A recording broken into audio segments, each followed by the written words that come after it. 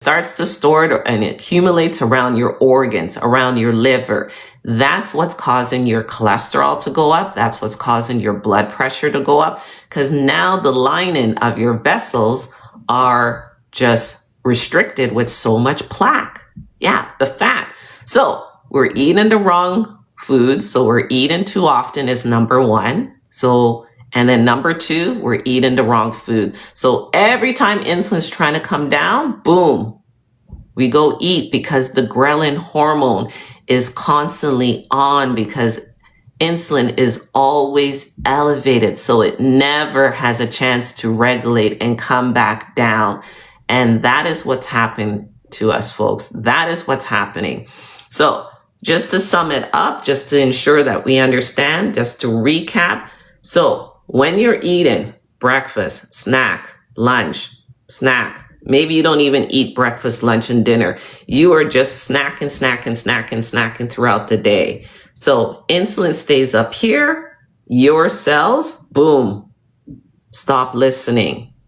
And the thing is, your pancreas doesn't know that your cells are not listening, right? Your pancreas only knows that, hey, Nancy just had a slice of pizza and she had some French fries and maybe she had, a little slice of cake. All of that broke down into sugar, right? So your pancreas summons the hormone insulin. So your body then makes more and more and more insulin, and then is trying to force that sugar into your cells until, guess what? Your sugar levels in your bloodstream just stay elevated. And that's when your doctor diagnoses you with type 2 diabetes. If this explanation made sense to each one of you, drop me a 6 in the chat, please. And I'm going to talk to you exactly about how to fix this, how to fix insulin resistance and get rid of that belly fat. Because I'm telling you, the healthcare system is only treating the symptoms. That is it. They're not looking at the root cause, which is insulin resistance. Now you understand what insulin resistance is.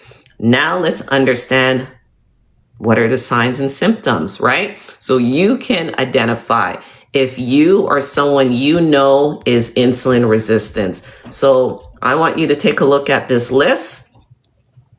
Drop me a 1 in the chat if this sounds like you or someone that you know. Thank you for all the 6s there, everyone. I appreciate it. So that tells me you guys are dead on. You totally get it. We are aligned, okay? So other signs and symptoms of insulin resistance. So frequent urination at night. And I had about 12 of these signs and symptoms, folks, all right?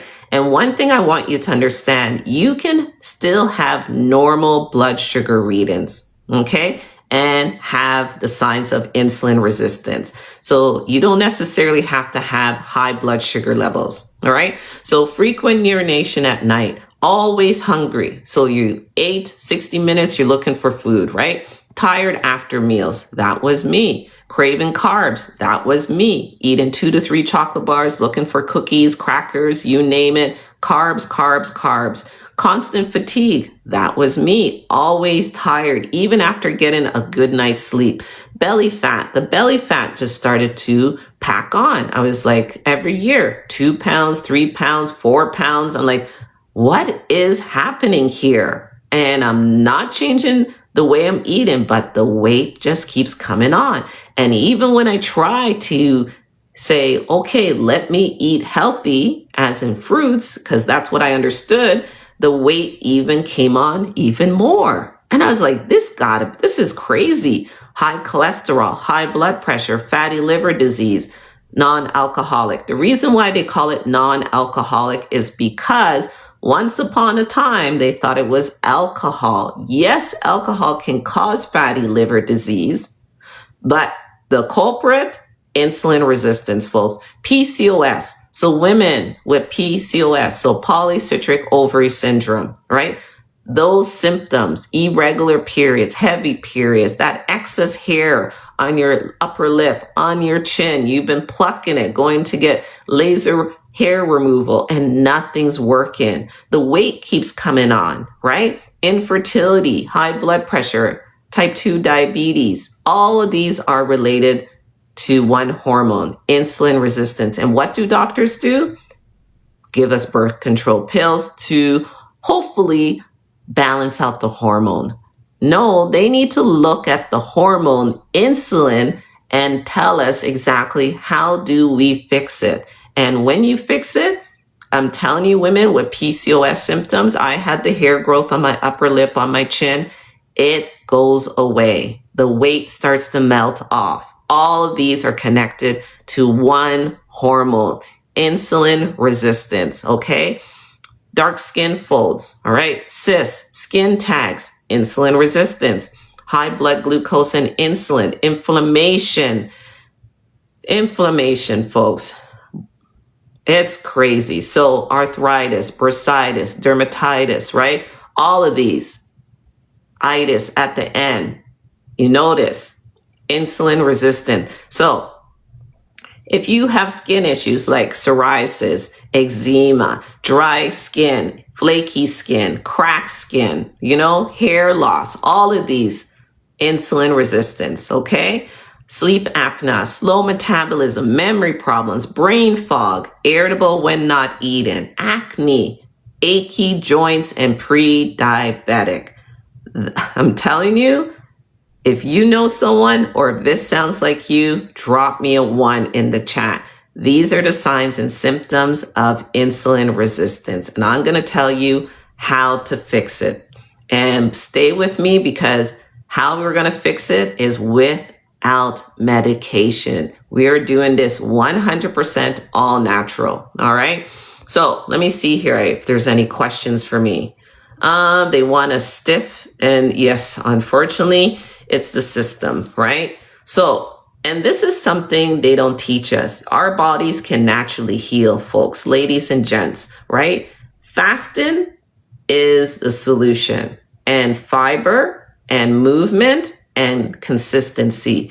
If you can do all 4 consistently, and I don't say you have to do it perfect, but as consistent as possible, you will fix your insulin resistance. You will fix your high cholesterol, your high blood pressure, your thyroid disease, PCOS. The list goes on. All right. Let me see here. DD, mostly everything is me on your list. I'm in London. So stay with me, my dear. I'm telling you what they have told us and conditioned us to do is the exact opposite of what we should be doing. So drop me in the chat here if this sounds like you, or if you're currently doing this, or you used to do this. Eat small meals. Did anyone here, or if you're doing this right now, because I know they tell diabetics to do this, eat 5 to 6 small meals throughout the day because it's going to help, speed up your metabolism. Diabetics, you got to eat 5 to 6 meals because you got to keep your blood sugar up, right? No. And that's the thing. We're constantly keeping insulin up here and your blood sugar up here. So if that's you and you're constantly eating 5 to 6 small meals throughout the day, drop me a me in the chat. So that needs to stop because what I just taught you was when we graze, when we snack, we're keeping insulin up here and your blood sugar elevated all throughout the day. So the key, folks, is to keep insulin and your blood sugar low. And this is what I'm going to teach you. Stay with me, and I promise you, you're going to be able to get off your medication.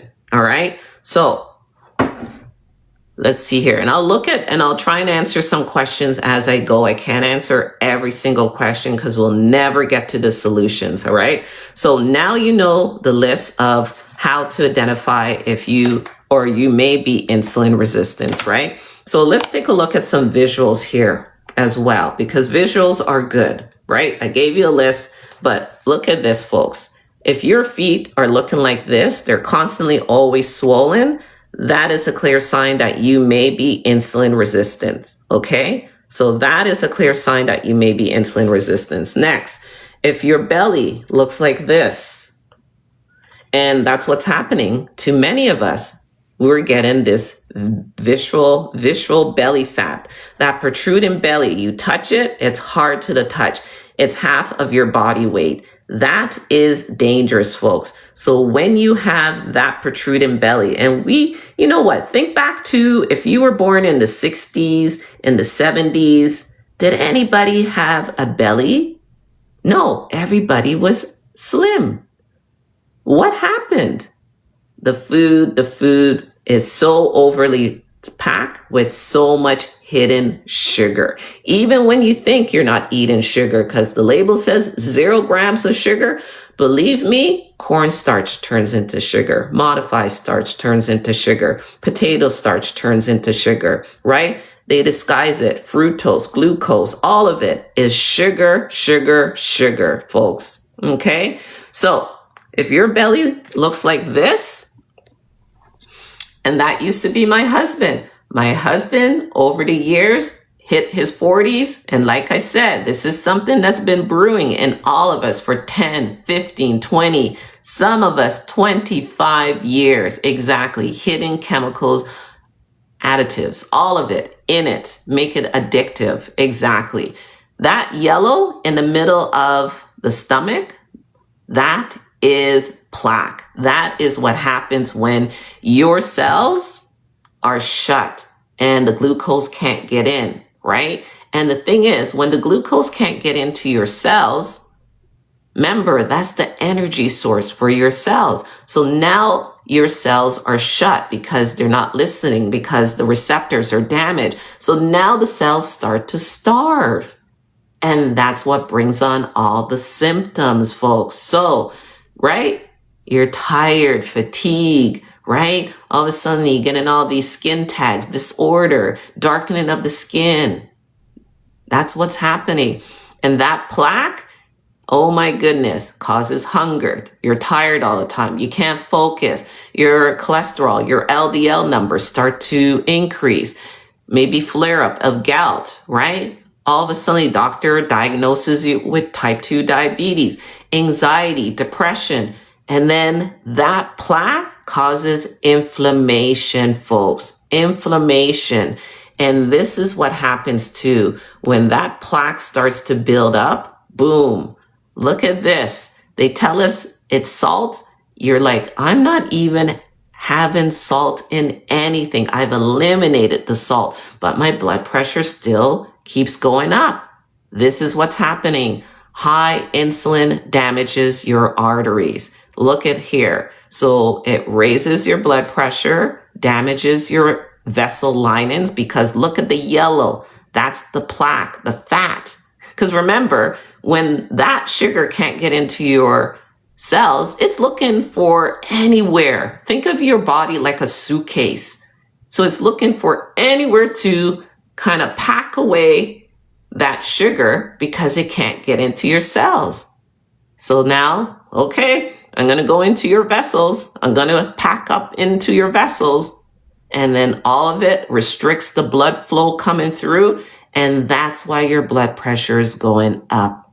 So when you fix your insulin resistance, and naturally what this is called, I'm going to teach you, is a metabolic reset. Because when you fix your insulin resistance, if you need to melt off some of the belly fat, believe me, that all of that plaque will start to melt away. All right.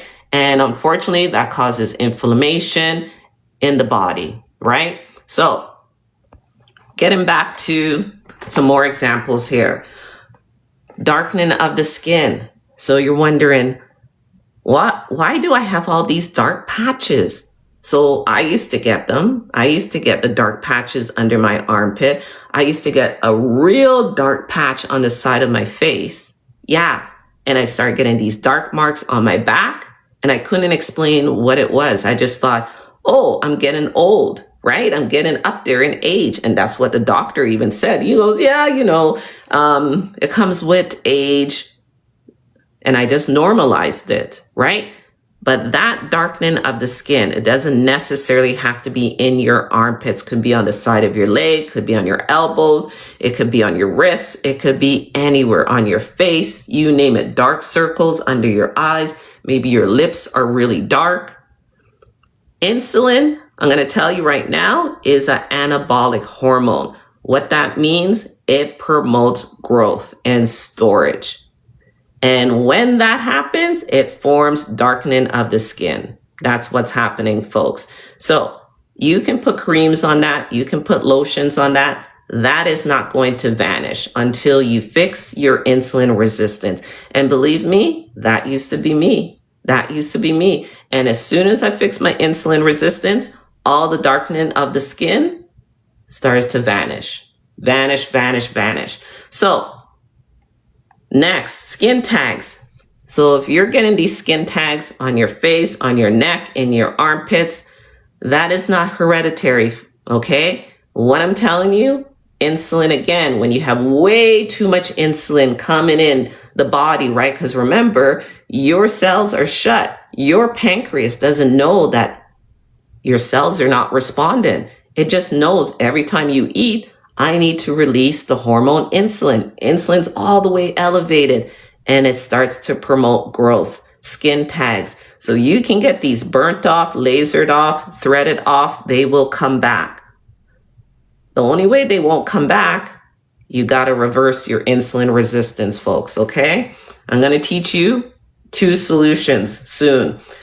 So if your neck looks like this, that is not dirt. That is a clear sign that you may be insulin resistant, okay? Again, this will vanish and lighten and go away as soon as you fix your insulin resistance.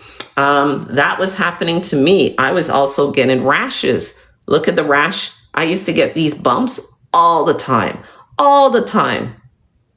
Look at my skin color, yellow, yellow, yellow. And I was starting to get pigmentation on my skin. That was me all the time. Even look at my face here, round, swollen. Look at the bags under my eyes. My face looks swollen, like somebody beat me up. But that's how my face was always looking. Almost every second month, folks, I was getting sick, like a flu. And I'm like, how am I getting a cold? How am I getting the flu? I had like phlegm building up in my throat all the time. I couldn't clear it out. I clear it out, it just filled up again, right? And my body was always achy, like I had a flu. Sinus infections, headaches, migraines, all of these things were happening. I didn't realize when you have insulin resistance, also part of the problem is poor gut health, dysbiosis. So your gut is so imbalanced. So your gut microbiome, think about it. Your gut microbiome is home to trillions and trillions and trillions of microorganisms. So if you keep feeding those microorganisms sugar, who do you think's winning the fight in your gut? Because the good bacteria is trying its best to balance things out. But unfortunately, we're consuming too much sugar. And that is what the bad bacteria loves to eat. And unfortunately, the good bacteria starts to die off and it now causes food allergies, right? IBS, leaky gut, maybe mental health issues. Not even maybe, it does, because your emotions come from your gut and the list goes on, all right? Maybe you're getting acne still. So if this is you constantly getting breakouts, insulin resistance, okay? Next, also PCOS, women getting the hair growth on your chin, that coarse hair, you're plucking it, tweezing it, and it still comes back. That is a sign of being insulin resistance. I used to get that as well, along with the hair growth on my upper lip, right? These are all clear signs that you may be insulin resistant, and I'm going to teach you exactly how to reverse it. All right. So now you understand what is insulin resistance. Now you understand how to identify it. Now we need to understand why this happens. Okay, folks. And it's due to, you probably already suspect from years. We know they're putting stuff into our food, right? Chemicals, things that we should not be consuming, right? That the body can't break down. So over time, what happens when you have poor gut health too, your enzymes, they start to weaken. So certain proteins in foods, like many of us probably don't even realize, may have a sensitivity to some type of food. And that is what's causing a lot of these metabolic health issues, like the inflammation, the pigmentation of the skin, spots all over the skin, you know what I mean? Rashes that keep coming, your hair starts thinning out. Boom. Two issues: insulin resistance and dysbiosis. Okay? So let me just show you something here, what dysbiosis means, if you've never heard of that term. And like I said, I've only learned this information through my health journey. Okay? So dysbiosis, take a look here. So pack this one away, is a term to describe an imbalance in the gut. So your gut is home to trillions and trillions of microorganisms. So good bacteria and bad bacteria.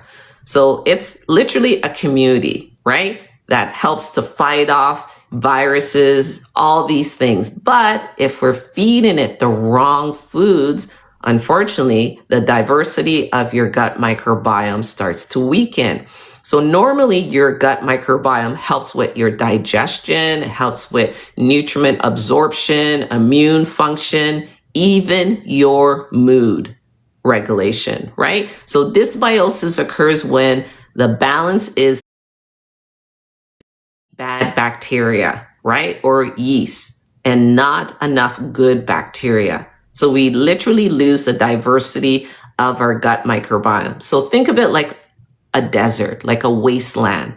That is literally what your gut looks like. So yes, prebiotics, probiotics is what we need to get back to restore the diversity of your gut. Yeah, Tasha, beautiful. Thanks for posting that. And this is what happens, folks, when we have dysbiosis. It's due to poor diet, high in sugar, processed foods, antibiotics, right? Not saying sometimes we need the medication, but unfortunately it does a number on your gut microbiome. Chronic stress, illness, infection, toxins, right? So these are some of the symptoms. And this is why you're feeling the way you're feeling. So the bloating, the gas, the diarrhea, the constipation, right? Many of us all of a sudden have food sensitivities or intolerance. Like me, all of a sudden I have a gluten intolerance. All of a sudden, like, where did that come from?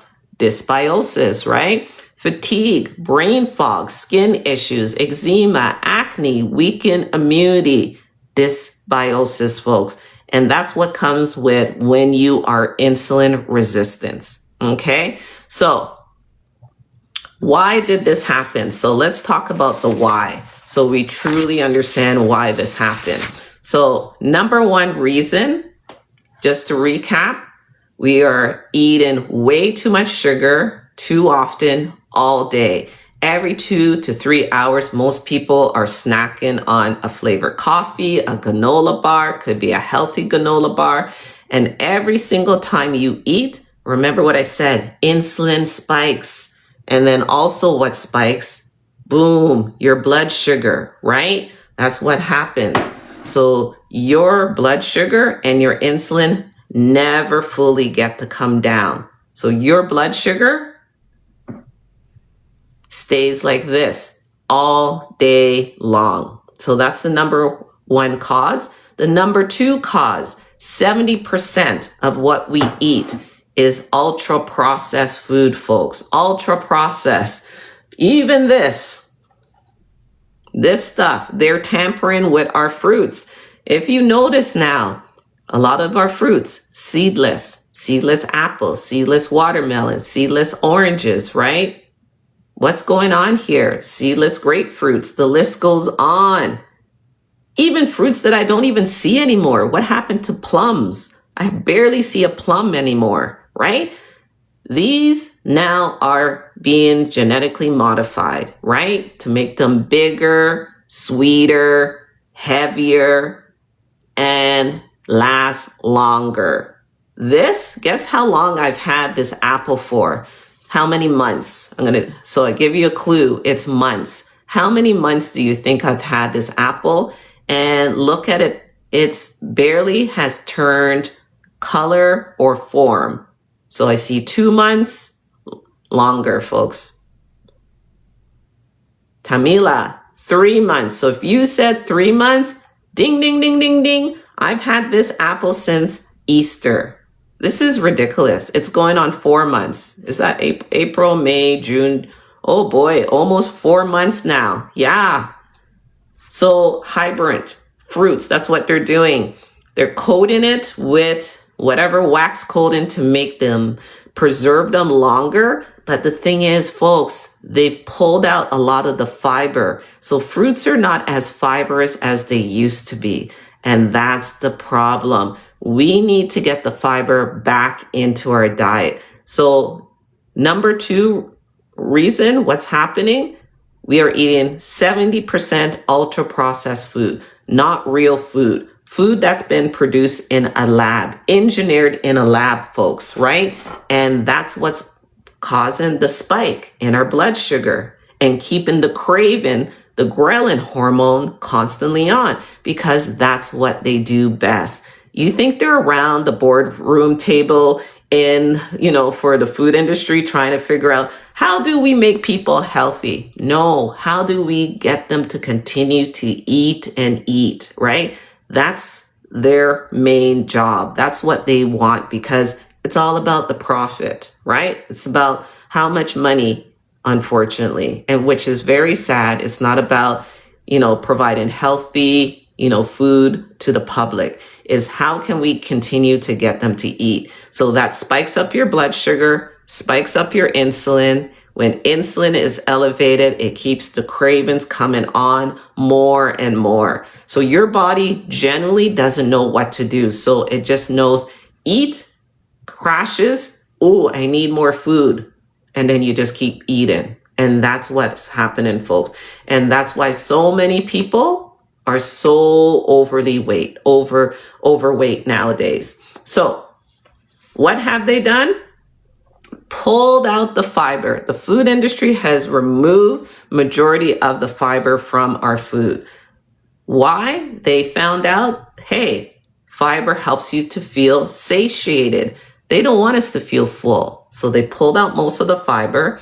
Another reason why they pull the fiber out is when they pull the fiber out, it preserves the shelf life of the food longer, folks, longer. Okay. What else does fiber do for your health? Drop it in the chat. Tell me, what are the benefits of fiber? Okay. And why do you now notice that a lot of our food they've removed the fiber? Okay.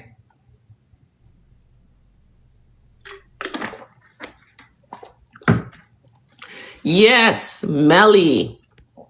Hopefully I said it right. Melly, yeah. So it helps with your digestion. You got it. Fuchsia cleans your intestines, helps with sugar absorption. You got it. Keeps you full, lowers your cholesterol, helps food digest, facilitates digestion, empties your bowels. You guys got it. Cleans your intestines. Keep it going. Easy bowel movements, removes the toxins from your body, helps you with digestion. No high sugar. We know this. We know this. But the thing is, they've removed it. They've removed it even from our healthy foods. And that's what's causing all of these chronic health issues, folks. Crazy, crazy, crazy. The number one thing that fiber does, so soluble and insoluble fiber, same thing, prebiotic, probiotic. It controls your blood sugar from elevating. Fiber helps to absorb those refined carbs and sugars and controls your blood sugar. Because the thing is with fiber, folks, you ingest fiber, but you do not digest fiber. Fiber literally is there to clean you out, to clean out that waste, to clean out those refined carbs and sugars and those seed oils. And it binds to the fiber and then comes out of you as waste. That is why fiber is so important to our bodies. It is the superfood that we are not getting enough of. So pack this one away. Right now, what's happening? The average person is only getting 10 to 12 grams of fiber per day. That is it. That is it. Things that we think are fibrous are not fibrous. Look at this, folks. Look at this. So things that we think should be fibrous are not fibrous. And they fool us. Look at this. Apple juice. I see a nice picture here. Apples with skin. Where do we get the fiber when we eat apples? Yeah, where do we get the fiber when we eat apples? And most of us now understand that this is not healthy, but obviously when this came out initially, they were advertising it as being healthy. Yeah, from the skin. So this is kind of misleading. You're showing me apples with a skin, so I'm expecting that this should have fiber. How much fiber do you see? How many grams of fiber? You can drop it in the comments. How many grams of fiber do you see? 0. Sardines, 0. Fuchsia. Yeah, 0. Adele, Melly. Yeah. How much sugar do you see? How many grams of sugar is in 1 cup of apple juice? Nutrition facts. 25. 25 grams of sugar, I should say. I wish it was 25 grams of fiber, but it's 25 grams of sugar. Isn't that crazy? So literally, folks, what are you drinking when you drink apple juice? What are you actually drinking? What are you actually drinking when you're drinking apple juice? Sugar. Yeah, you're drinking sugar water. So, and part of that, so 25 grams of sugar this is what it is. 1, 2, 3, 4, 5, 6. 6 teaspoons of sugar. And how much sugar did I say we can safely have in our bloodstream within a 24-hour period? Who remembers if you were here at the beginning? How many teaspoons are we supposed to have safely? E. Young, exactly. 1 teaspoon, 1 cube. You got it. Thank you for everyone that dropped the 1, the 1, the 1. I see you. Yeah. And the problem is that's ending up in our bloodstream, right? So remember the glass? That's ending up in our bloodstream and starts to accumulate. And problem number 2, it's destroying our gut microbiome. Too much sugar is feeding the bad bacteria, right? So that is problem number 2. So we got to resolve and fix insulin resistance and dysbiosis, all right? So the way we do this, fiber. But before we do that, fasting. So first, let's understand fiber a little bit more. So you've given me some really good information already because we are knowledgeable. We know this stuff, but what do? Right? They condition us. They make us want to forget, right? So this is why we need to get the fiber back into our diet. Look what fiber does, folks. Look at what fiber does. Look at this. This is amazing. Fiber, health benefits of fiber. If you have diabetes or you are pre-diabetic, fiber is your ally. Fiber is your friend. It helps regulate blood sugar levels, supports weight management. Fiber also reduces your risk of heart disease and certain types of cancer. Did you hear that? Yeah. Look, it controls your blood sugar for diabetics, right? because the body cannot absorb or break down fiber. Remember what I said, we ingest fiber, but we do not digest fiber. It doesn't cause spikes in the blood sugar like other carbohydrates. Fiber also slows the absorption of sugars, helps you stay within your target range. So it controls your blood sugar. Look, heart disease, stroke, dysbiosis. Now you understand what dysbiosis is. Poor gut health, supports your heart. Fiber helps block the absorption of some fats and cholesterols. So it's going to help lower your cholesterol, right? So lowering your triglycerides, your cholesterol levels, this can reduce your risk of heart disease and stroke. Look what else? IBS, mental health issues. Because remember, I said your emotions are regulated through your gut, right? Supports digestive and gut health. So fiber acts like a scrub, it brush for your digestive tract. So it acts like a broom and clears out bacteria and buildup. So this promotes a healthier gut microbiome and may reduce the risk of colon cancer. Yeah. And then obesity, right? Helps you to feel full longer and manages your weight. So since fiber isn't digested, right? Remember what I said? It stays in your stomach longer, helping you to feel full. So many high fiber foods are also low in calories, which support healthy weight loss. Right there, folks, right there. Look how many benefits of fiber, but you got to have the right blend of fiber. And they're making it difficult now to find fiber because they've pulled it out of our food. So the average female, this is what we should be consuming daily for fiber. At least 25 grams of fiber daily. And for men, you need to get at least 38 grams of fiber daily. But what's happening today is we are only getting, if we're lucky, 10 to 12 grams of fiber. That's it. So Jean-Pierre, you're asking about beans. Yes, we can eat beans, but you got to be careful of the beans because beans, they are a protein, which is beautiful, but beans are also a starch. So you got to be careful when you put beans on the plate, you're serving of beans. Keep it to one serving. Don't be putting a whole bunch of beans on the plate.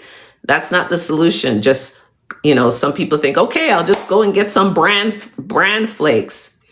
You need soluble and insoluble fiber, and you need to have a unique blend of both. And the problem is the food is not as fibrous as it used to be. Okay.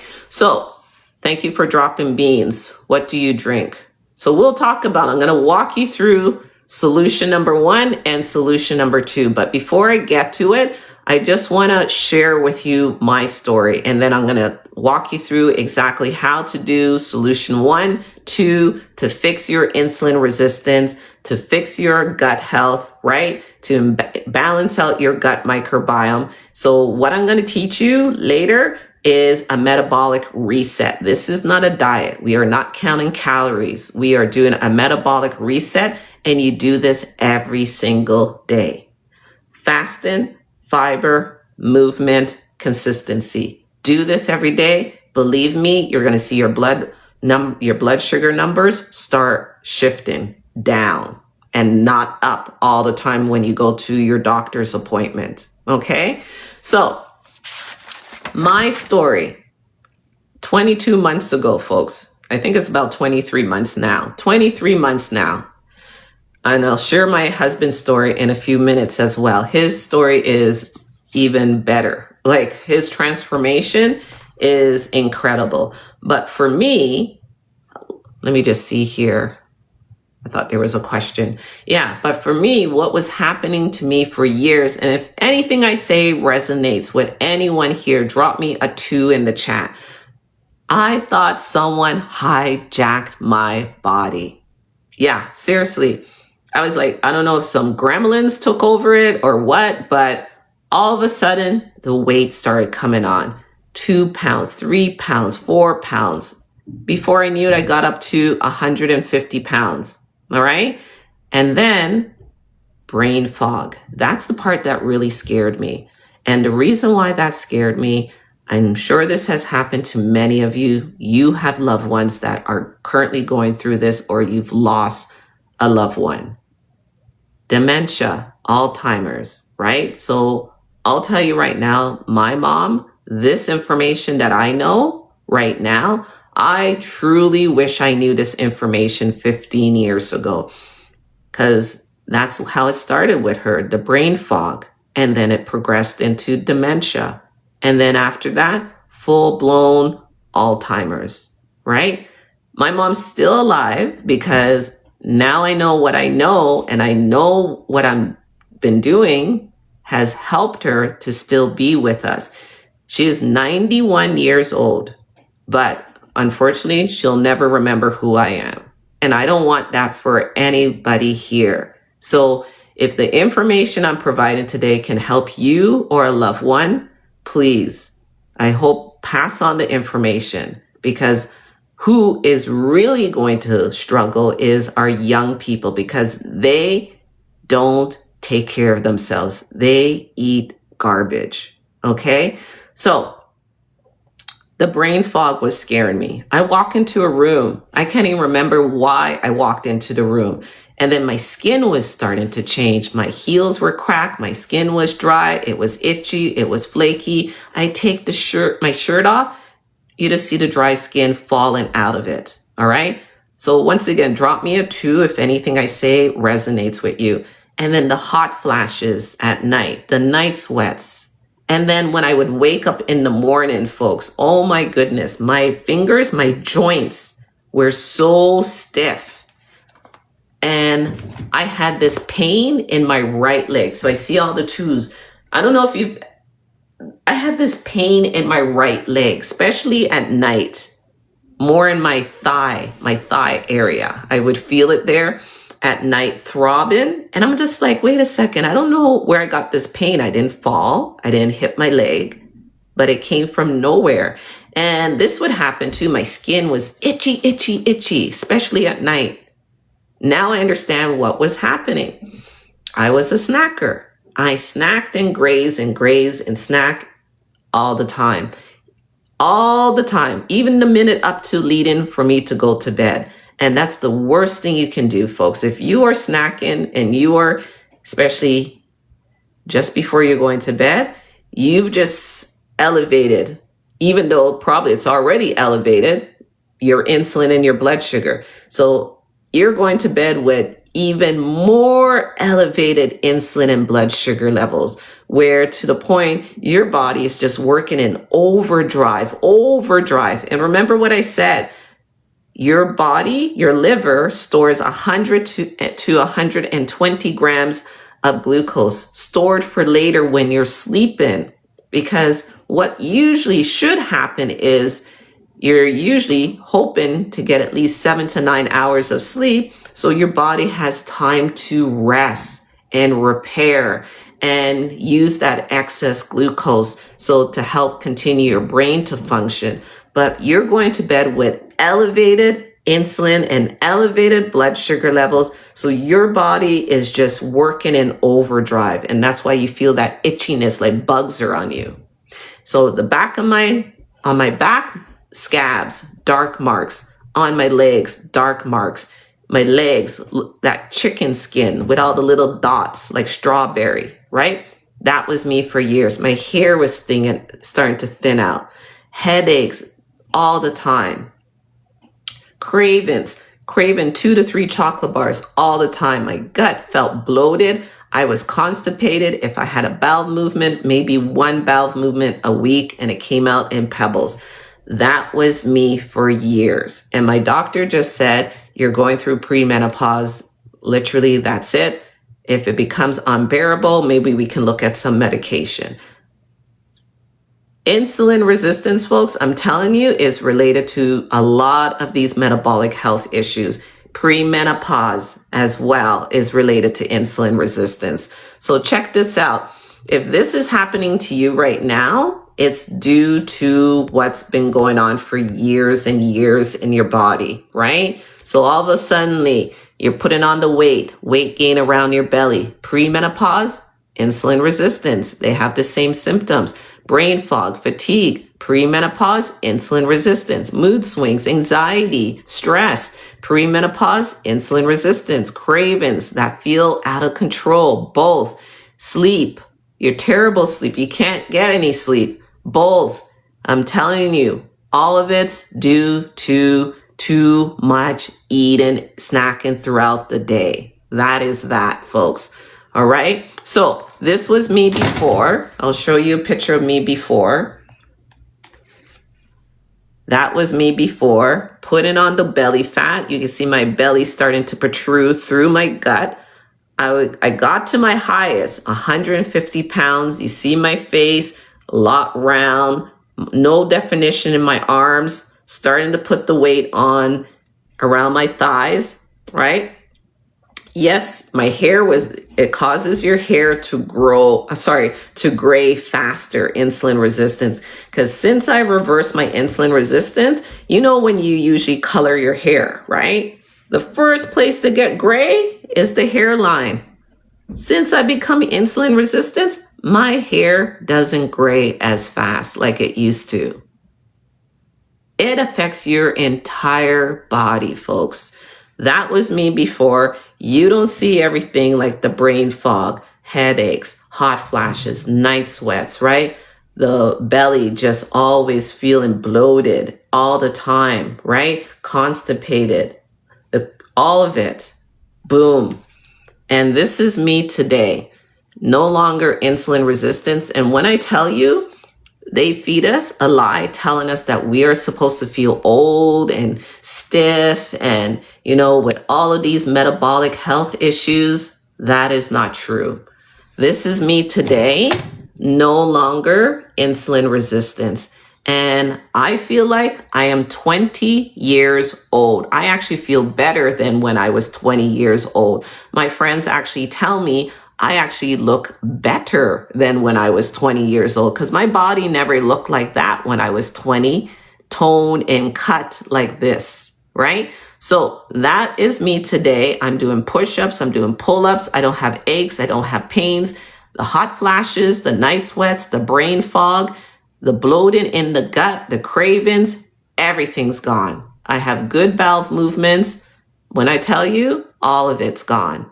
The marks, the dryness, the achiness in my joints, the right leg, everything's gone. My skin got softer, my skin cleared up, the cracks of my heels no longer like a baby's bottom. And what I'm going to tell you too, insulin resistance destroys your gut health. And unfortunately, why part of this too is dysbiosis, where now you have a sensitivity to many, many different foods, right? So that's another part too, where you got to figure out what is irritating your gut, right? And if you notice that it's causing symptoms, you got to eliminate it. Because the thing is, what you got to do is now repair the gut microbiome. And I'm going to teach you how to do this with the fasting, the fiber, okay? Because the fiber is key to balancing out the gut microbiome and controlling your blood sugar from spiking, all right? So that is me before. Later on, I'll show you my husband and share a little bit of his health journey, but let's get into the solutions. If you're ready for the solutions, drop me a 1 in the chat, all right? And solution number 2 is exactly the same as solution number 1, but tools that are gonna help you to be consistent. Thank you for the ones, everyone. All right, so let's get to it. Solution number 1. So I see all the ones here, okay? My first question, intermittent fasting. Who here is currently doing intermittent fasting? If you are, put a yes in the chat for me, please.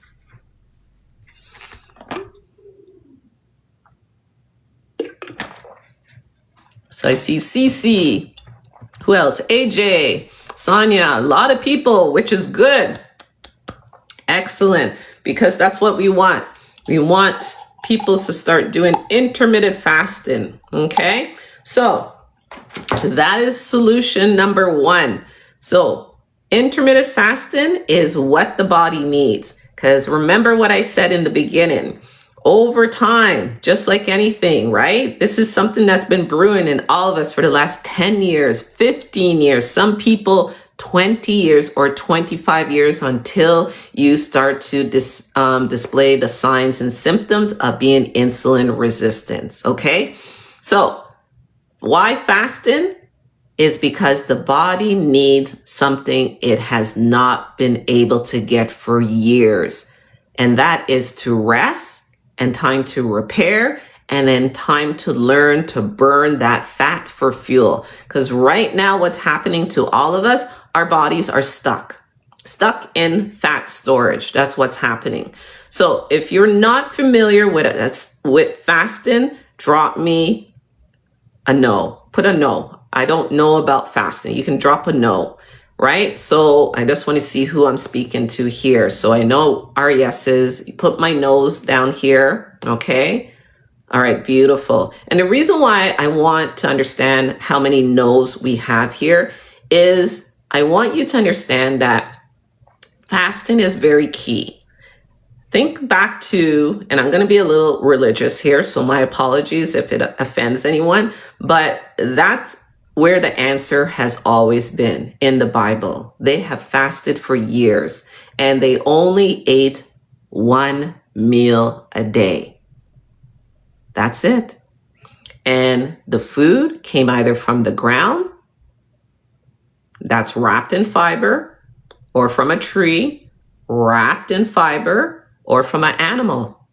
That's it.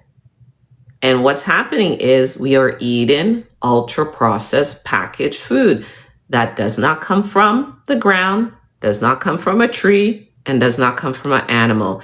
And our diet is 70% ultra processed.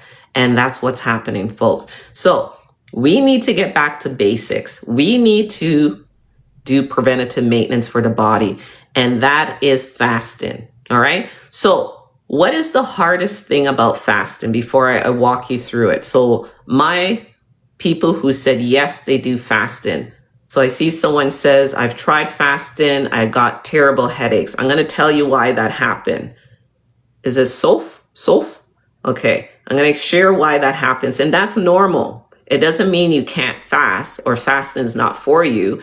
It means you didn't give time for the body to recalibrate. Because remember, our bodies are conditioned, just like anything, right? Conditioned to eat at a certain time, right? So you got to change the rhythm of the body, okay? So what is the hardest thing about fasting? So terrible headaches, yeah. Healing crisis, okay? Yeah, cravings, exactly. Right. So these things. So let's drop a few more. Like, what is the hardest thing you find about fasting? I am diabetic. Can I do it? Yes, you can. And I know they say you can't because you got to eat the small meals throughout the day, but we're going to start you slow. And that's the key. Start slow. Don't go like full force. If you do, then yeah, you're going to probably feel a little woozy, but we're going to go slow, right? What's the logistics? Adventure nurse. Hunger, exactly. Fainting. You start to feel like you want to faint or pass out. Some people feel nauseous when they start fasting, right? But the hardest part that I've found, consistency. And that is the only way you're going to get your metabolic health back, by fixing your insulin resistance and by fixing your gut health. It has to be done consistently. I'm not saying, yep, so God's girl 2026, not consistent. And that's the thing. When you're not consistent, then you're not going to reap the benefits. I'm not saying you have to be perfect every day, but you have a bad day, you just reset and you do it, and you start doing it. And before you know it, it becomes a habit and it's a lifestyle. And this is the way we should be taking care of this vessel of our body every day. This is how you're going to do preventative maintenance for the body. It's literally a detox. That's what you're doing every single day when you fast and have the fiber. have the movement to control your blood sugar to come back down a lot faster. And the fourth one is consistency. Okay, so now we understand the hard part about fasting. Also, for my nose, when you start fasting, this is common. This is very common. So common symptoms that only last a few weeks, right? So we're going to start you off slow. When I say slow, we're going to start you like 13 hours of fasting, right? And then you're going to work your way up to 16 hours because we're going to do a 16-8 intermittent window. What that means is you're going to fast for 16 hours, no food, you're not eating, and then you have an 8-hour eating window where you eat 2 satisfying meals, balanced meals. That's the key. Balanced meals, 2 with no snacking. Because the minute you start snacking, what did I teach you? It raises your insulin and your blood sugar levels, right? And we don't want to do that. So the whole objective of why we're doing the fasting is to keep your insulin steady. And when insulin is steady, it also regulates your blood sugar as well. So that's why we're doing what we're doing. And then the balanced meals with the fiber is going to restore the gut microbiome. Okay, it's going to repair your gut. So symptoms that are very common. You might feel lightheaded, maybe headaches, maybe muscle cramps, weakness, frequent urination, heartburn, stomach grumbling. This is normal, folks. Think of it as maybe you cut yourself off from something like chocolate. You go through withdrawal symptoms, right? So when you now change the rhythm of your body where you're not getting the food at a certain time, your body's like, wait a second, what are you doing to me? It starts to go through withdrawal symptoms. So think of it like this, right? Your body has been running on sugar for years and years, every single day. That's how you've been getting your quick energy, is by the sugar, right? It doesn't know how to switch to burning the fat for fuel. That's what's happening. So when you stop eating, it starts to panic. So your stomach is panicking and it thinks you're starving, and all of a sudden you might feel irritable. You may get headaches. You may feel like you want to faint. You feel hungry. Your brain feels foggy, and then you're ready to quit. And you're just like, I can't do this. This is too hard, right? And then we just go back to what's comfortable. But here's what's happening. When you push through that window and you do this consistently, so start off with a 12, start up with a 13 hours of fasting, right?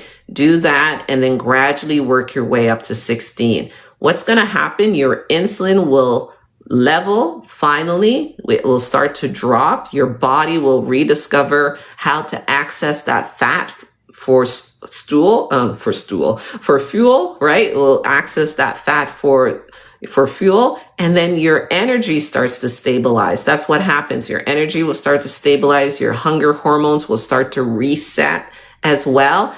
And over time, what's going to happen is fasting, which felt really impossible, becomes very effortless over time. But you got to condition and recalibrate the body. Okay?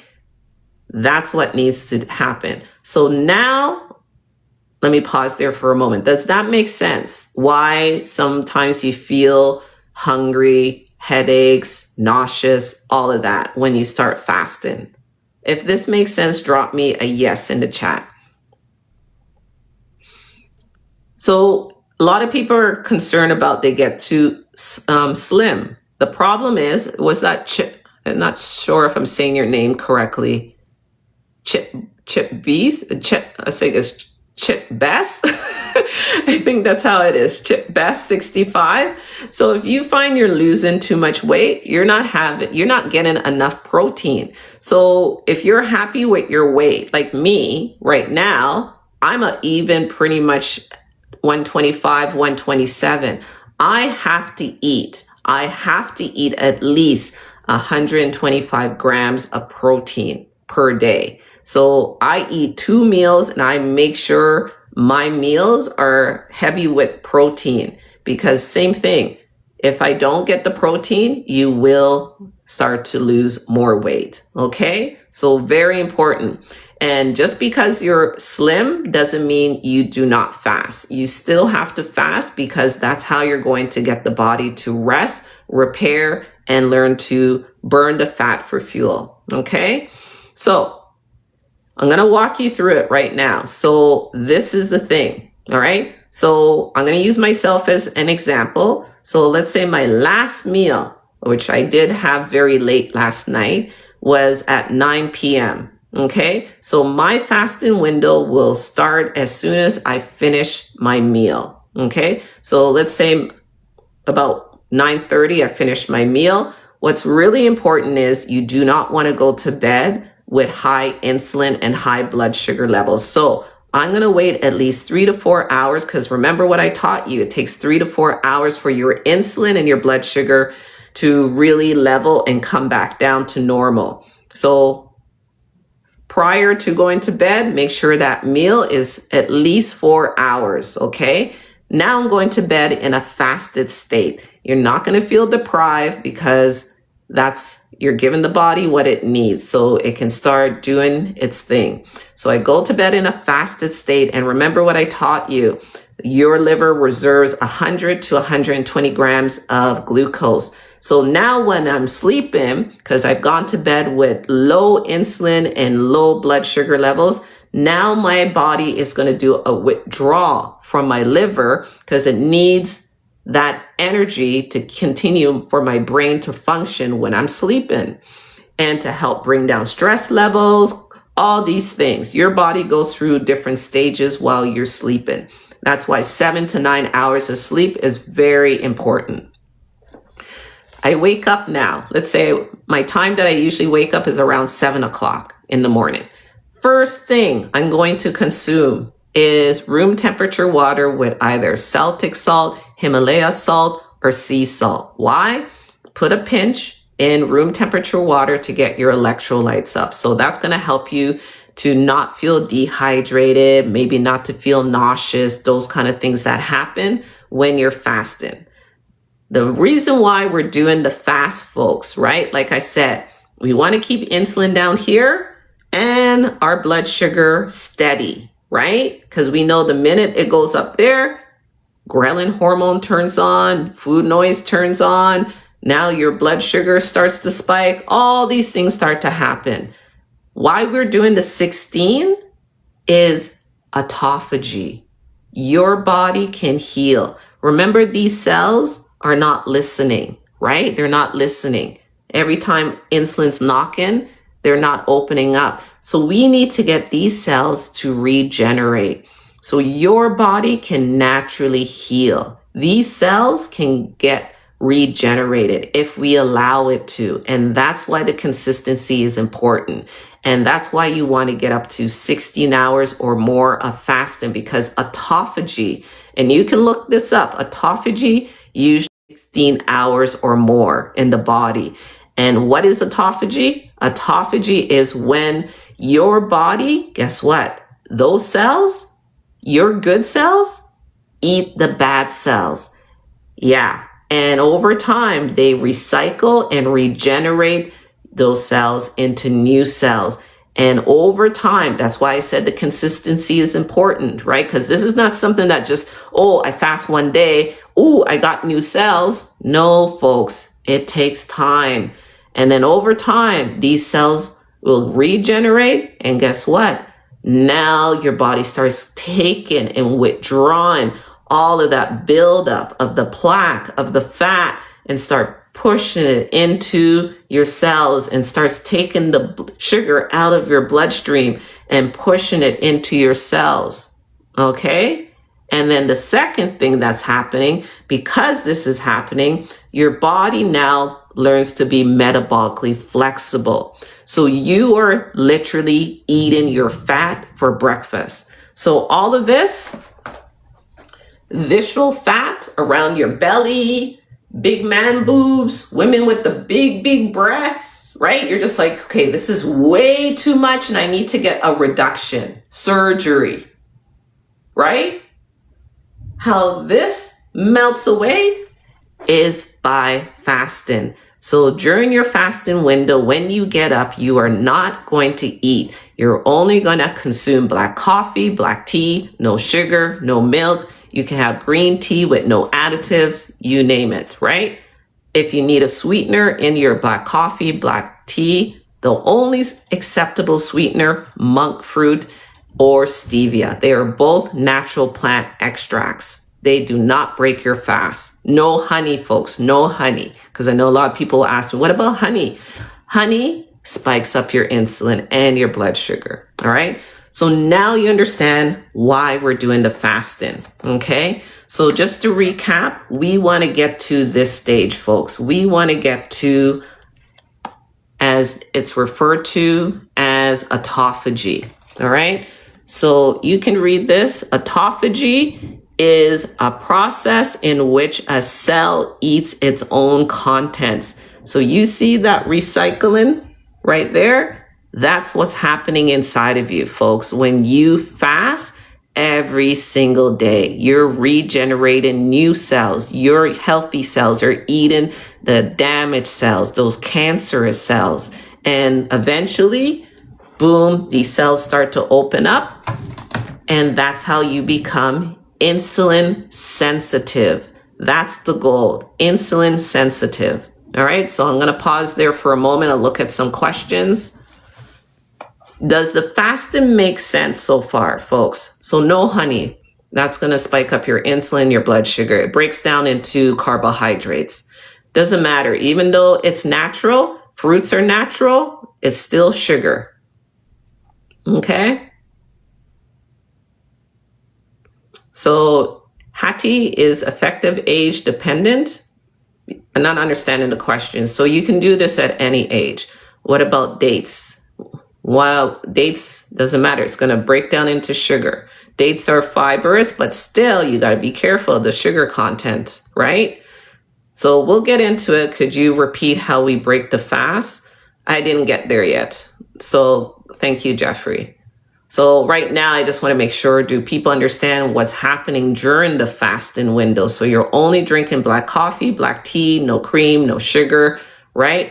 That's what's happening. And what's happening is autophagy when you get to 15, 16 hours, and the body is eating your love handles for breakfast. Your body now learns to be metabolically flexible. What that means is over time, these cells will open up, and then you will start to notice weight loss, inches lost, because what's happening, your body now switches over to fat burning. So it uses the fat for fuel. And remember, now these cells are responding because you've regenerated new cells. So now when you eat, and you're only going to eat 2 solid meals in your 8-hour window, now that food that turns into glucose goes into your cells. Your cells use what they need, because remember, your cells only need a significant amount of glucose. After that, move your body to bring insulin and blood sugar back down to normal. But now your body is going to be like, wait a second, there's no more food coming in. It switches over to the fat that's stored and starts withdrawing and uses that for fuel. So that's how your body becomes metabolically flexible. It switches from using the glucose for energy and it switches over to using the fat for energy. Think of it like a hybrid car switching from gas to electric. Boom. That's what's going to happen to your body. And that's how the weight will start to melt off. And that's how you're going to control your blood sugar levels. And then you start seeing your blood work readings over time start trending down, down, down. Your LDLs, your cholesterol numbers start trending down, right? Your HDL numbers start to normalize, your triglycerides, your high blood pressure. The list goes on, folks. Okay? So that is the fasting. So fasting gives the body a break. But what do you eat inside your 8-hour window? That's where most people are still getting it wrong. And this is what I teach every single one of my clients, folks. FFPC. This is the part I get very excited about because this is what nobody talks about. We hear, eat less, move more. our whole lives, right? And it doesn't address the one thing, right, that actually matters: what order you eat your food in. Okay. And I want to introduce to you FFPC. Okay. So I'll go through it. I'll do a little bit of a demo. All right. So you truly understand what it is. So this is how you're going to break your fast. And this is a game changer, folks. And if you can do this consistently with the fasting, and you're breaking your fast in this order, the best that you can consistently, believe me, you're going to notice your metabolic health. Your blood numbers will start shifting downwards, and you're going to see a tremendous improvement in your energy, in your sleep. Your cravings are going to disappear. Like literally, your skin will start getting better. Your hair, all of it will start to happen. Okay. So fiber is how you want to break your fast. The reason why you want to have a special blend of fiber, soluble and insoluble fiber. Soluble fiber, what happens when you eat it, it creates a physical viscal gel, like a net in your gut. So a mesh in your gut. So what happens now? Guess what? It catches those carbohydrates, those sugars, those seed oils, and slows them down. How fast the sugar enters your bloodstream. So instead of a big spike, you get a gentle spike, right? Or a gentle rise. And insulin doesn't have to go in overdrive and start making more and more insulin. And then second, what you want to eat is your fats. So healthy fats. All right. So this is me going through FFPC. So the second F is healthy fats. So avocado, olive oil, right?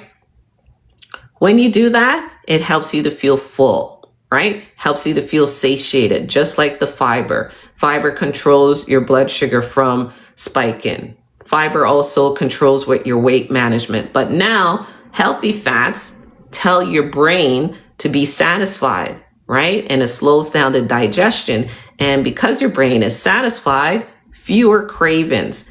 Third, protein is your muscle protector, folks. I cannot stress that, right? So that's going to protect your muscles, right? Especially when you are fasting. So instead of it breaking down your muscles, you're going to make sure you're eating enough protein. That's why some people say, oh, I lose too much weight, because you're not eating enough protein. Okay.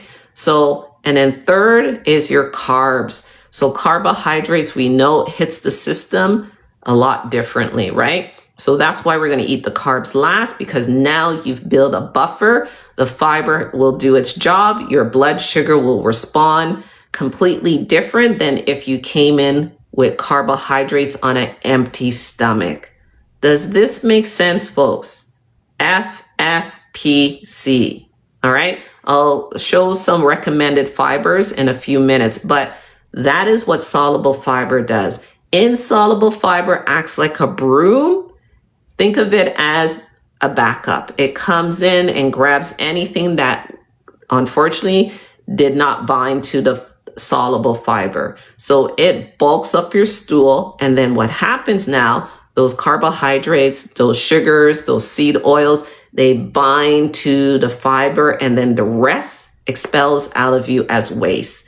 And that's why you want to get fiber into your diet, folks. All right. So I will show you in a few minutes, a soluble and insoluble food chart as well. Okay. But let me just walk you through FFPC. All right. Do you mean fruits? I'm going to talk about fruits as well. What types of fruits are better? Which types of fruits are sugar bombs? Not all fruits are made equally. Okay. So FFPC stands for fiber, healthy fats, protein, and carbs. And you're going to eat in that order. All right. So just more as a visual so you can see it. All right. And this is how you're going to also repair your gut microbiome, by eating a balanced meal. And you're going to build your plate around the FFPC. So what I mean by this is FPC.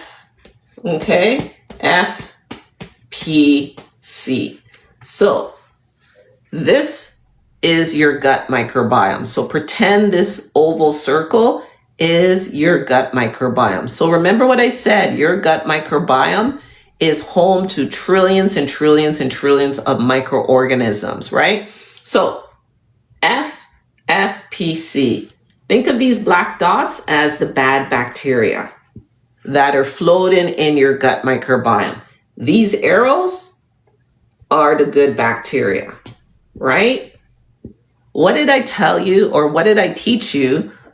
What does the bad bacteria want to eat? Does it want fiber? Does it want healthy fats? Does it want protein? Or does it want carbs? What does the bad bacteria feed on and multiply? Yeah, the carbs. Is it TAI Kalu? Yeah, exactly. So it's waiting for the carbohydrates. So remember what I said, your blood sugar reacts completely differently when you come in with fiber first. So we never want to break a fast with carbohydrates. We never want to start a meal with carbohydrates. We always want to eat in this order.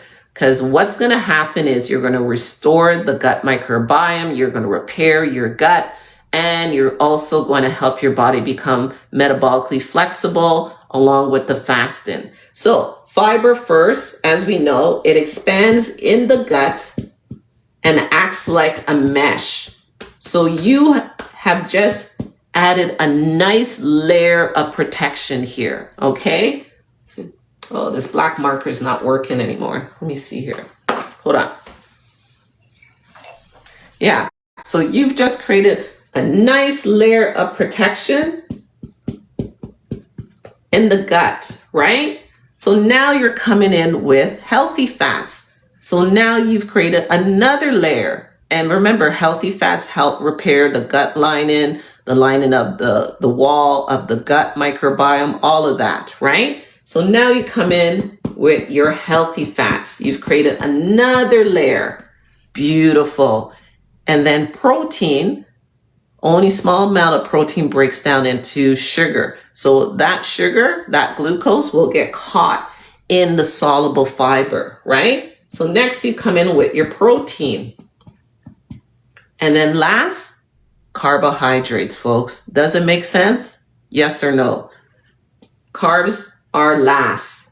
All those carbs pretty much will get caught in the soluble fiber. And guess what happens over time? Thank you for the yeses. The bad bacteria starts to die off. And guess what? You restore the gut microbiome because more good bacteria starts to grow. And guess what? You start restoring the gut microbiome, which we want to get to 70% good bacteria and 30% bad. Why do we want some bad bacteria still?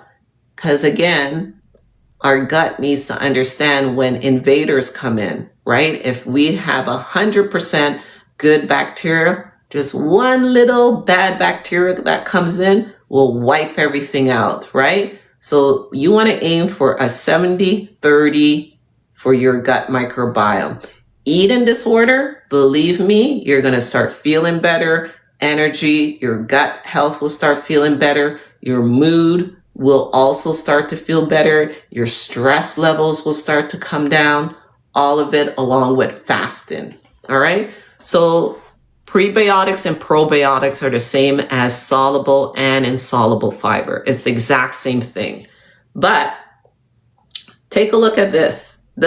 If this makes sense, drop me a FFPC in the comments, right? So you understand this. So this is what we're trying to aim for, okay?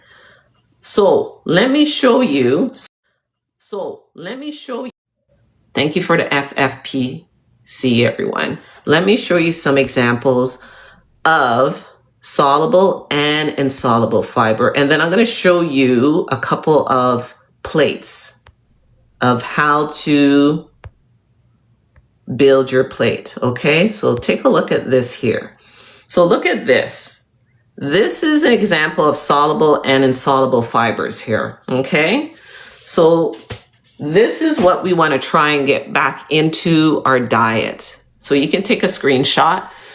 So soluble fiber, just as a reminder, remember it helps control your blood sugar from elevating, right? It slows down your blood sugar. And then also those refined carbs and sugars, they absorb into the fiber. Because remember, we ingest fiber, but we don't digest fiber. So all of it will come out of you as waste. So that ice cream, the French fries, the hamburgers, you name it, all of it will come out because remember, it just breaks down into carbohydrates. So wherever you can, when you have in your fruits and your vegetables, make sure you eat them with the skin because that's where the fiber is. Soon as you remove the skin, folks, it is a sugar bomb. All right. So someone asked me about fruits. Not all fruits are made equally because if you're not eating the skin, then you're not having the fiber, the soluble fiber. So if you're eating a mango, a banana, watermelon, papaya, you name it, I don't know about you, but I don't eat the skin for those fruits. That's a sugar bomb. Not saying you can't eat them, but you're going to eat them at the end of your meal because you're going to treat them as carbohydrates. Guava, so the same thing. Guava, right? The skin, fibrous. That's where you want to have it. If you're removing the skin, then it's not fibrous anymore at that point. Okay. So avocado is a fiber and a healthy fat. One avocado is equivalent to 9 to 10 grams of fiber. Okay. Sweet potato is a smart carb. Why? Because when you eat it with the skin, it breaks down a lot slower. Soon as you remove the skin, boom, it's not a smart carb anymore. Okay. Yes, that's an exception to the rule. We don't eat the skin of the avocado. So it's still fibrous without the skin. That's the only one. It's a superfood. Brussels sprouts, rolled oats, tofu, oranges. Oranges are not the same anymore, folks. One orange back in the days in the 70s, 60s, right, was equivalent to pretty much your allowable, not even say allowable, but it would help you get to your fiber intake for the day. Now you have to consume 8 oranges because of what they're doing to our fruits, right? Our fruits and vegetables are not fibrous. The soil is not full of all the vitamins and minerals like it used to be, right? So insoluble fiber, again, does not dissolve, right? It adds bulk to your stool, cleanses out your colon, and speeds up the food going through your digestive passage. Okay, so kidney beans, ground flax seeds, almonds, apples with the skin, lentils, green peas. These are just some examples, brown rice as well, but this is not a complete list. All right, this is how you want to build your plate. And when I say build your plate, is you want to build your plate with the FFPC. And you want to eat in that order, right? So your plate should have a handful of green, non-starchy vegetables. And then next, healthy fats. So avocado, olive oil, if you want to drizzle it on your salad. Next, your protein, your chicken, your fish, your eggs, whatever works for you. But if you are a non-meat eater, please be careful of your servings of beans because beans also turn into starch. So you don't want too much starch on your plate. And last is your carbohydrates. So if you want to have some fruit, maybe some rice, right? Try to keep it to a minimum of 1 serving of carbohydrates. So you can still have your rice. You can still have your sourdough. You can have your fruits, your pineapple, your mango, right? But you're just going to consume it last. And you're going to contain it to a meal. You're not going to snack and have that mango later because now you've just spiked up your insulin again when it was trying to come back down. So now 4 hours later, you have your second meal. And believe me, build your plate like this and you will feel satisfied and you will not even want to snack because now you've regulated that hormone ghrelin. You've kept it down here. So the food noise turns off. And this is the difference, folks. If you're on one of those GLP-1s, those shots, is it teaching you the right way to eat? No, what it's doing, it's taking away your muscle mass. It's taking away your bone density. What it's doing is also not teaching you the right way. I get it why some may take it, but at the end of the day, when you come off that, you're going to put on twice of the weight and you're going to be even more sick. Okay? So, how to build your plate.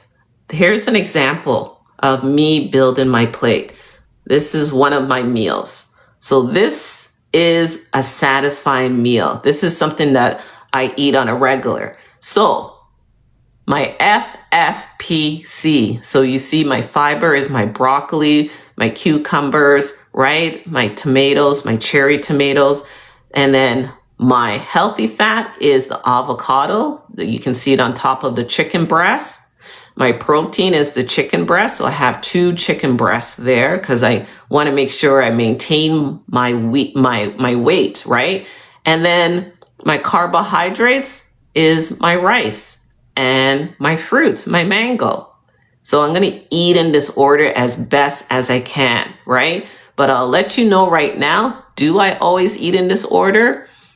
The only thing that's non-negotiable for me is fiber first and carbs last. And I'll let you know right now, I do drink a special fiber drink that allows me to basically protects me because I know the food that we eat today is not as fibrous, right? So that fiber drink that I have, which I'm going to talk about in a few minutes, if you want to stay back for solution number 2, please. But I'm telling you, solution 2 is going to help you be consistent because solution number 1, it works, but it's going to take time. It's going to take patience and it's going to take consistency and for you to find the right type of soluble and insoluble fiber. Because as I've already described to you, they've stripped the fiber out of our food. Okay, so this is what your plate needs to look like. That's one example, but here's a visual of what you want to aim for. These 4 buckets. And this is according to the FFP that I just taught you. So non-starchy vegetables on one side of your plate, a good handful. Healthy fats, your protein, and then your fruits and starches are last. And very important, folks, you gotta drink at least half of your body weight in ounces in water to wash out and push out all of that waste. Because remember, we ingest fiber, but we don't digest fiber. All right? So that is the FFPC. And this is something I walk every single one of my clients through personally because it sounds simple, but getting the visuals right make all the difference, folks. Okay?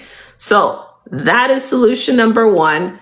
Like I said, I walked you through how to do the fasting, how to now what fiber to eat and what order to eat it in.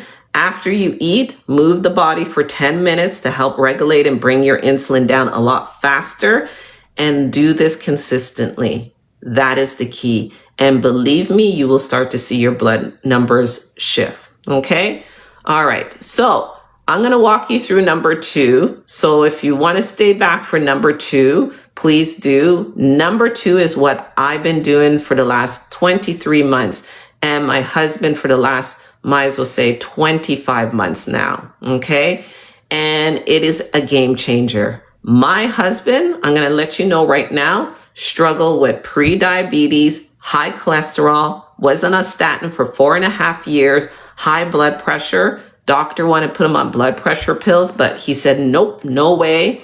And also 40 pounds overweight. He got to as high as 250 pounds and had a bronchitis cough for over 10 plus years. And the doctor just basically said, you're getting up there in age. It's normal. Gave him prescription medication like they do for all of us. but is not looking at the root cause, because they are not taught to look at the root cause. They are only taught to look at the symptoms and to prescribe. That is it, folks. You're never going to get what you're looking for to get off your medication. The only way you're going to get off your medication is to improve your metabolic health. And it's by fasting, fiber, movement, and being consistent. That is it. There's no magic pill. There's no magic shot. Okay? I'm being serious right now. We all want instant gratification, but it's going to take a little bit of work, a little bit of being uncomfortable in the beginning stages, because the body needs to recalibrate. And it's like anything. You know, if you withdraw and not have something, it feels uncomfortable. But the more you do it, the more comfortable it gets and the more easier it gets. But the key is you just have to stick at it. That's it. Just stick at it.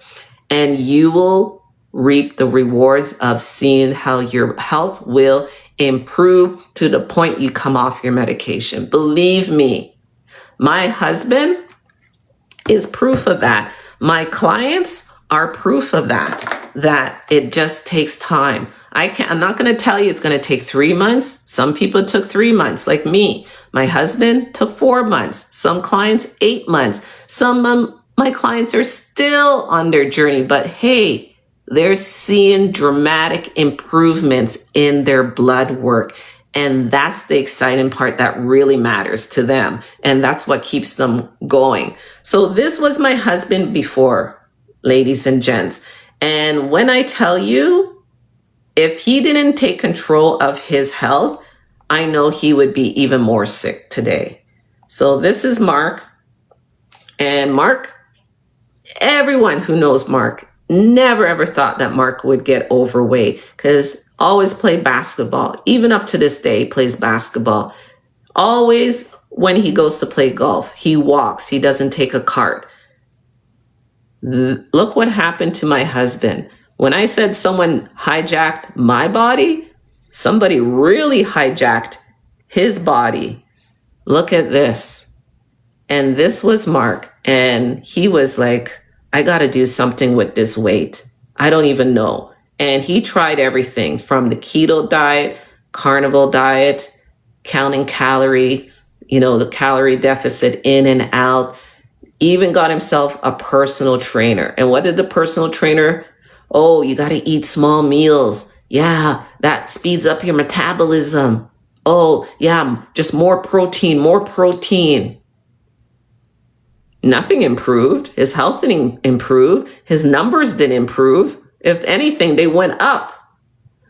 And the minute, I'm telling you, he incorporated fasting, fiber, movement, and being consistent, look at the results, folks. This is Mark, no longer pre-diabetic, no longer on a statin. And I'm telling you, if you're on a statin, you got to get yourself off of that, because that's just causing more damage inside of the body. Off his statin that he was on for 4.5 years, people, right? 4.5 years. And the dosage just kept going up. That was it, right? So his LDLs, his cholesterol is back in the normal range. His blood pressure is normalized. That nagging bronchitis cough he had for 10 plus years disappeared. No longer pre-diabetic.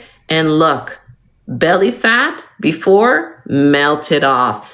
And that's what I mean when you become metabolically flexible, insulin sensitive. This is the result. And this is how we should look and how we should look and feel, right? Not old and decrepit and all banged up and aches and pains. And our life is just going to doctor's appointments, and that's it. Or going to the pharmacist, picking up your medication. Mark is going to be 61 this year. I'm going to be 56 this year. I feel like I'm 20. Mark says the same. He goes, Mark says the same. He goes, young people on the basketball field, on the court, I should say, not field, on the court. Yeah. So that is my husband. And if you want to stay back for solution number 2, please do. But now you know how to do solution number 1.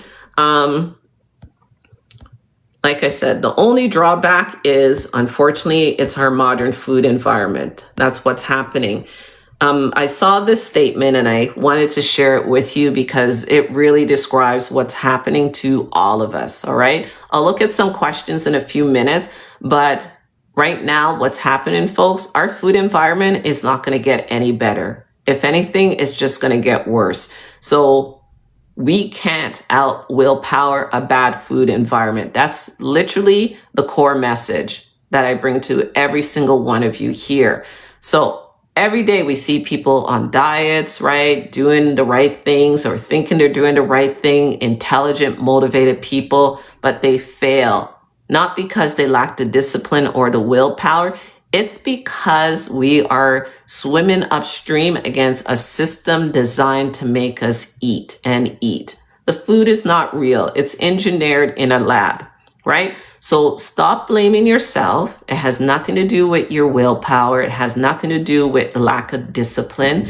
What we need to start doing is redesigning our own environment. So what that means is, and what I've done is redesign my own environment. Yeah, when that's not fully possible, what I've done now, I've found and I've incorporated 2 plant-based tools that have helped me to take control, to reclaim my health back again, to get my metabolic health back again. So that's what I've done. And these tools are these. When I tell you my fasting tool, all right? These are 100% nutraceuticals. They are not supplements. They are plant-based food, 100%, all right? They don't interfere with medication. You can take them. I'm telling you, this one here, the fiber, was created back in 1990, and it was created by Rexall Pharmacy. Why did they take it off the shelf? They said, wait a second, we're not in the business anymore to cure people. We're in the business to make money. So they took it off the shelf. It wasn't sold here for a number of years. It was only sold in Korea. A manufacturer bought the rights to it, brought it back, I guess when they were allowed to North America.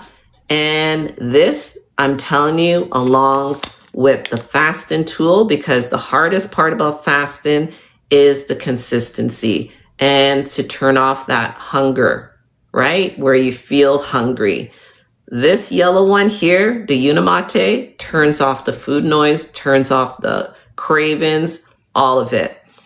And this fiber was specifically made for diabetes to help promote healthy cholesterol levels, healthy blood pressure levels, triglycerides, helps with weight management, everything to combat all of those metabolic health issues that I talked about earlier.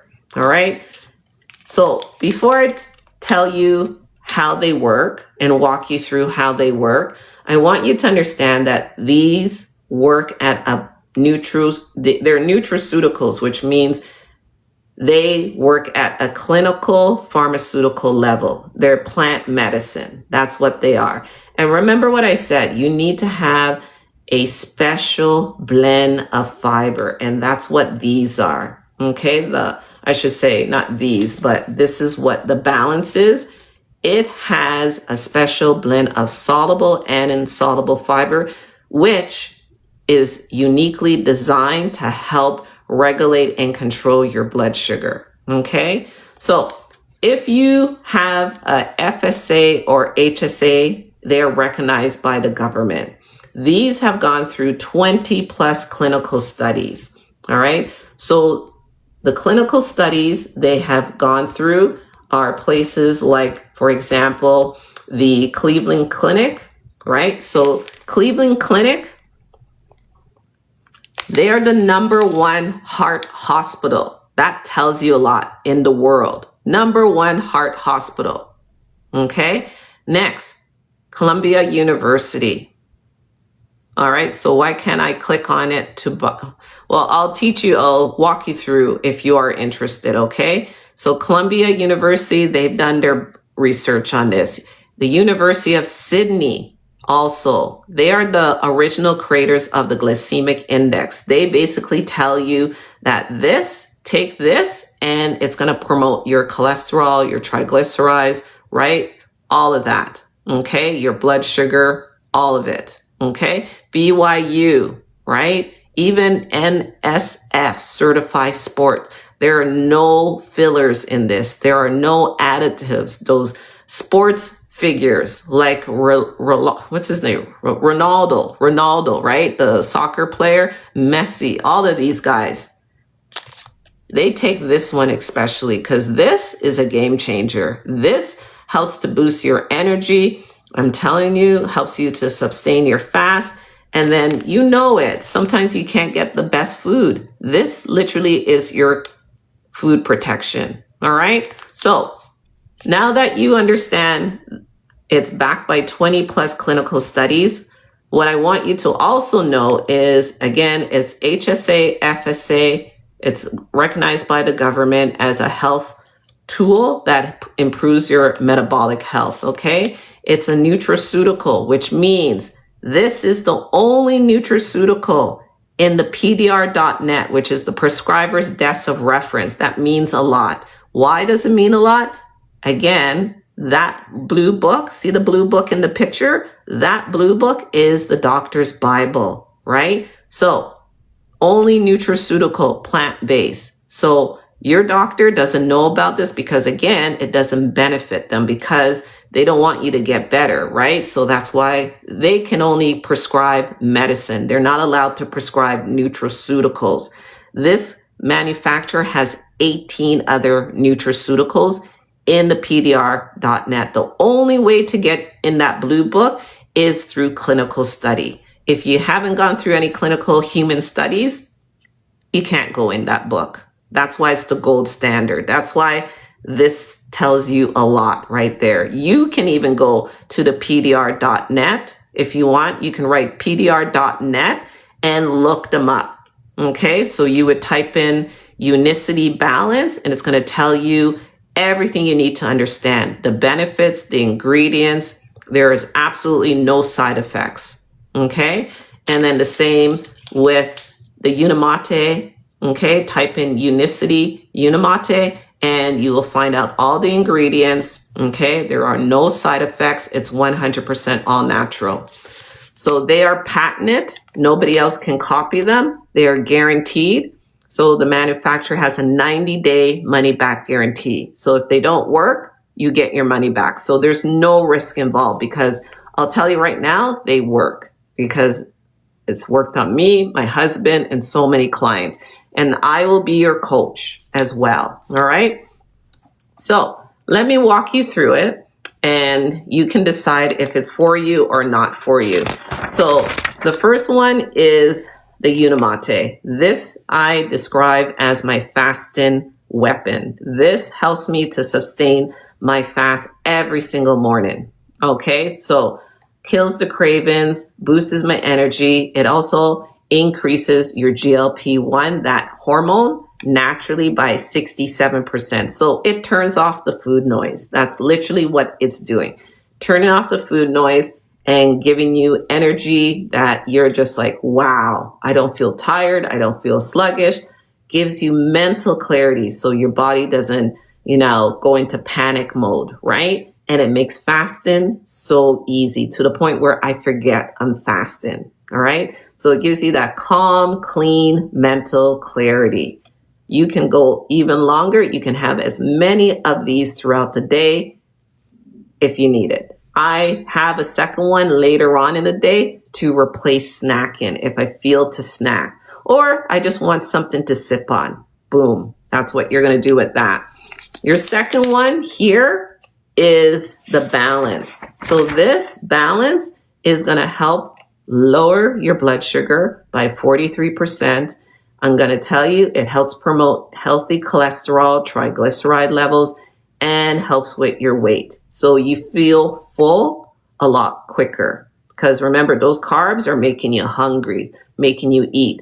So have this balance, and it works hand in hand in what I taught you, everything I taught you about FFPC. All right. So when you eat in that order, remember, this is going to slow down the sugar that's entering your bloodstream. So again, it creates a thick net in your gut, right? So you mix this in water, you drink it all at once, it creates a nice physical thick gel net in your gut, and it blunts out the sugar from spiking, right? And then the next thing, what happens is this literally is your backup tool. Travel with this, bring it with you everywhere you go, just in case you have a day where you're going to be eating a little bit more dirty. You can have one before each meal. That's completely fine. Okay. So this is what my husband and myself were taking.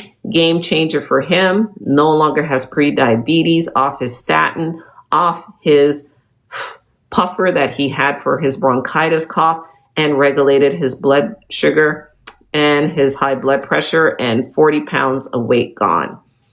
That is it. That is it, folks. So if you want to know more about this and you would like me to be your coach, just hold on. Just stay with me. If you want me to be your coach, I will be your coach. I will make sure you understand how to use these properly. I will make sure you use them consistently, because you're going to have me for a total of 14 days. I ramp you up. I make sure I teach you about the FFPC. You understand how to do the food order. You understand how to use these at the best of your ability, so you get the ultimate results that you're looking for. And after the 14 days, you are still with me. I'm just not checking in as often. So within those 14 days, I'm checking in pretty much every 1 or 2 days, and giving you tips, feeding you knowledge. You're invited to our Tuesday science calls, so for you to learn more about metabolic health. All of this is happening. You get access to the Fasting Coach app as well. Yep. And this is available in 55 countries. All right. I'm going to show you some testimonials in a few minutes, but you can't put a dollar amount on health, folks. This, $5 a day. That's it. Less than a cup of coffee, less than a Starbucks coffee. So if you live in the US, it's $159 plus tax, whatever your taxes are in your states. $5 a day, folks. There's no risk. The manufacturer has a 90-day money-back guarantee, right? As long as you are showing that you're using the tools and you're logging your task in the Fasting Coach app. That's all they ask. Did you actually give it a go, right? And then me, on top of it, being your coach, right? So it's available in Canada. It's available in 55 countries. So if you're in Canada, if you're in the US, if you're in the UK, let's see here. So that's in the morning. That's what I was sipping on. All right. So the tea. And look, I barely finished my tea. When I tell you this suppresses your appetite, it turns off the food noise, right? So that's the tea. So you would fill up the bottle up to the line marker that says Unimate, and then pour this in. All right. So one thing look at this. This is what's going to happen. This becomes very thick, right? See how it's coating the bottle, right? That's literally what you want inside of your gut, right? So now for me, I don't want this to get too thick, because it doesn't taste great when it gets too thick. So I want to drink this immediately, because it's really getting thick now, right?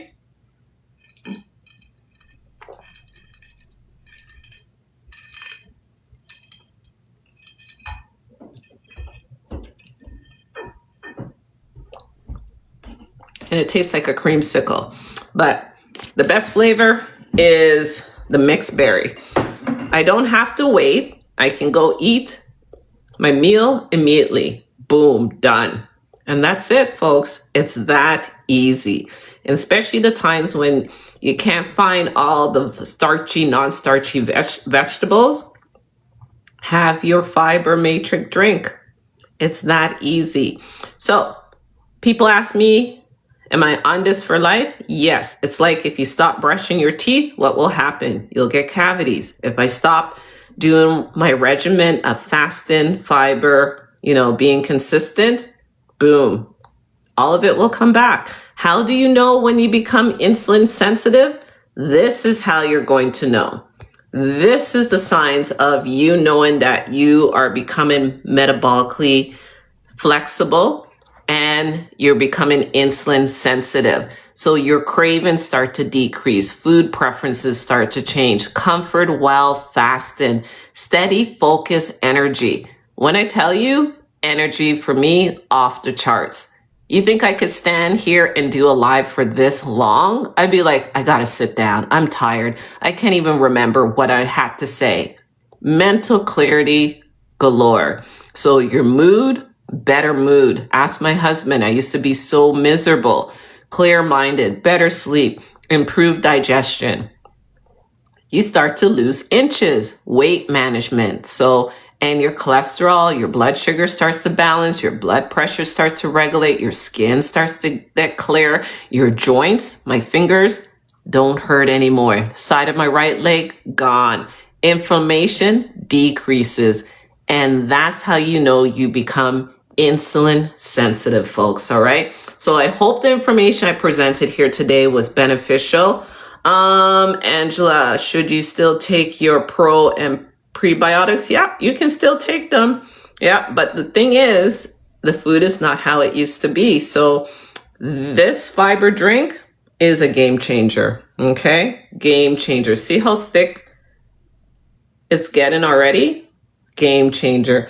And yeah, you can try your chia seeds, but remember, you want a combination of soluble and insoluble fiber, right? And the thing is, like, chia seeds are good.